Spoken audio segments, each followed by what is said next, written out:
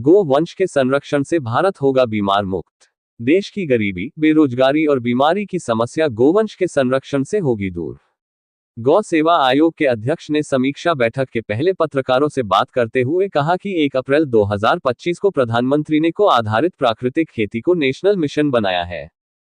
हमें देसी गायों को संरक्षित करने की जरूरत है। प्रदेश के किसानों को गायों के गोबर और मूत्र पर आधारित प्राकृतिक खेती को अपनाना होगा, जिससे न केवल गोवंश की सुरक्षा होगी बल्कि उपज भी स्वास्थ्यवर्धक होगा।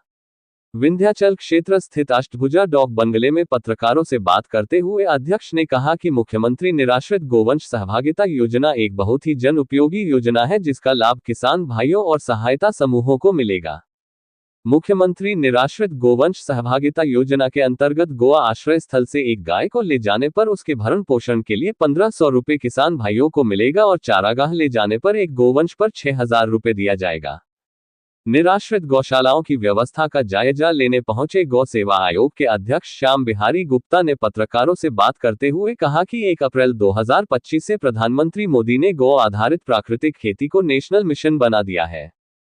आज हमें गौ आधारित खेती को अपनाने की जरूरत है। कहा कि उत्तर प्रदेश की आबादी 25 करोड़ है। 22 करोड़ से अधिक किसानों के खाते में किसान सम्मान निधि जा रहा है, जबकि प्रदेश में देसी गायों की संख्या 1 करोड़ 90 लाख ही है। यदि हर किसान एक गाय को रखे तो इसकी संख्या काफी बढ़ सकती है।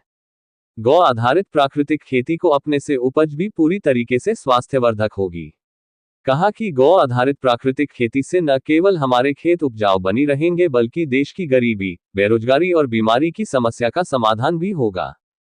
प्रदेश में गोवंश की तस्करी को लेकर पूछे गए पत्रकारों के सवाल का जवाब देते हुए कहा कि आज इस पर अंकुश लगाने में सरकार सफल रही है। कभी गोवंश कसाईयों को देखकर कांपते थे, आज कसाई गोवंश को देखकर कांप रहे हैं।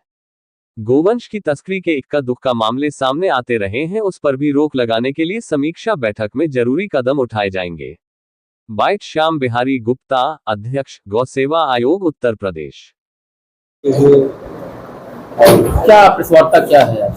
आज मंडलीय समीक्षा बैठक है मिर्जापुर में, जिसमें यहाँ के तीनों जिले शामिल होने वाले हैं और 2 बजे से हमारी आयुक्त महोदय के साथ में मंडलीय समीक्षा अधिकारियों के साथ में जो बैठक है उसमें इन तीनों जनपदों में जो कुल गौवंश है उसका भरण पोषण मुख्यमंत्री निराश्रित गौवंश सहभागिता योजना के अंतर्गत एक सरकारी गौशाले से गाय ले जाओ 1500 रुपये महीना मिलेगा, 4 गाय ले जाओगे तो 6000 रुपये महीना मिलेगा। और जो गौशालाएं की व्यवस्था ठीक नहीं है वो महिला स्वयं सहायता समूह, FPO, स्वयंसेवी संस्थाओं को देने के लिए जो शासनादेश आ रही है उसके अनुपालन को देखते हुए उसका क्रियान्वयन के लिए और गौ आधारित प्राकृतिक खेती जो माननीय प्रधानमंत्री जी ने 1 अप्रैल 2025 से इसको national mission for natural farming के रूप में चालू किया है। इस योजना के अंतर्गत गौ आधारित प्राकृतिक खेती में जीवामृत, बीजामृत, घनजीवामृत, गौमूत्र का कलेक्शन, गोबर गैस संयंत्र, इन सब के माध्यम से हमको खेती का वो तरीका अपनाना है जिसमें हमें केमिकल नहीं डालना पड़ेगा।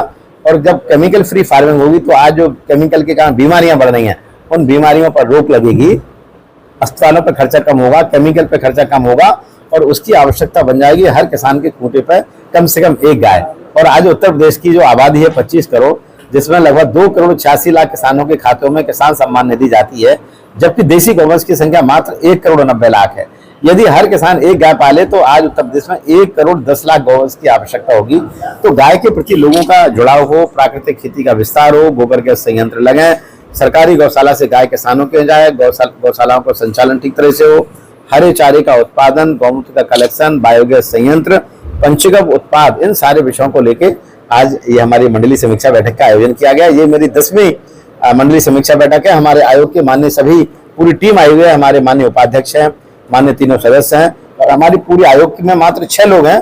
पूरी टीम के साथ में हम लोग उत्तर प्रदेश में माननीय मुख्यमंत्री के निर्देशानुसार और माननीय पशुपालन मंत्री माननीय धर्मपाल जी के मार्गदर्शन में हम लोग गौवंश के संरक्षण, संवर्धन, उनके रख रखाव और गौवंश के माध्यम से उत्तर प्रदेश में 1 ट्रिलियन इकोनॉमी जो खड़ी करने का माननीय मुख्यमंत्री जी का लक्ष्य है। इसमें गौवंश का बहुत बड़ा रोल है, किसानों का बहुत बड़ा रोल है, गौ आधारित प्राकृतिक खेती का बहुत बड़ा रोल है और गरीबी, बीमारी, बेरोजगारी जो बढ़ रही है उसकी समस्या का समाधान भी इसी काम में है। तो हम लोग इसी काम के लिए आए हुए हैं। गाय लेने की प्रक्रिया गौशाला से कैसे, मतलब क्या करना पड़ेगा? बहुत सरल प्रक्रिया है। एक फार्म रहता है, उसमें एक फोटो लगाना, बैंक अकाउंट नंबर देना है और उस फार्म को भर के गाँव के सेक्रेटरी को दे देना है। गांव के सेक्रेटरी के माध्यम से BDO के पास जाएगा, वीडियो के माध्यम से डीएम के पास चला जाएगा और उस पर दस्तखत हो गया जाएगा और वो उनको जो है जो गौशाला में जो अच्छी गाय उनको दिख रही है वो गाय उनको दे दी जाएगी। उसमें सेक्रेटरी की उपस्थिति उसमें अनिवार्य है। सेक्रेटरी को संज्ञान में रहे कि हमारे क्षेत्र में किन किन किसानों को, किन किन महिलाओं को,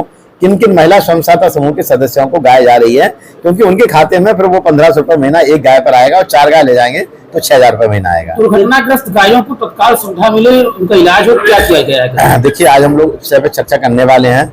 जो 4 लेन से जुड़े हुए, रोड से जुड़े हुए एरिया हैं जहाँ पर गाय रोड पे आके बैठ जाती हैं बरसात के कारण, और बरसात में इस तरह की घटनाएं ज्यादा हो रही हैं, तो उनमें गौवंश यदि कोई बीमार होता है या एक्सीडेंट हो जाती है तो उसके इलाज के लिए तुरंत जो है जो सरकार के पास में जो गाड़ी की वाहन की व्यवस्था है 1962 पर उसको कॉल करना है और वो गौवंश जो है वहां से अस्पताल पहुंचाना। और यदि कोई दुर्घटना बस कोई गाय खत्म हो गई तो उसको 5 फुट गहरा गड्ढा खोद के उसको उस गौवंश को समाधि देने के लिए आज हम सबसे अधिकारियों के साथ बात करने वाले हैं। मिर्जापुर में गौ तस्करी रोकने के क्या कोई उपाय किए जा रहे हैं? माननीय मुख्यमंत्री जी इस विषय को लेकर बहुत ही चिंतित हैं।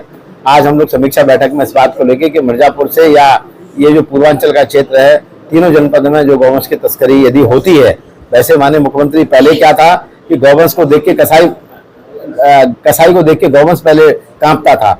आज उत्तर प्रदेश में स्थिति बन गई है, गाय को देख के कसाई कांपता है। लेकिन इन सारी चीजों को लेते हुए फिर भी कहीं को इक्का दुक्का यदि कोई घटना घट रही है तो आज उस पर समीक्षा बैठक होने वाली, पुलिस के अधिकारी आने वाले हैं। सबसे ज्यादा किसान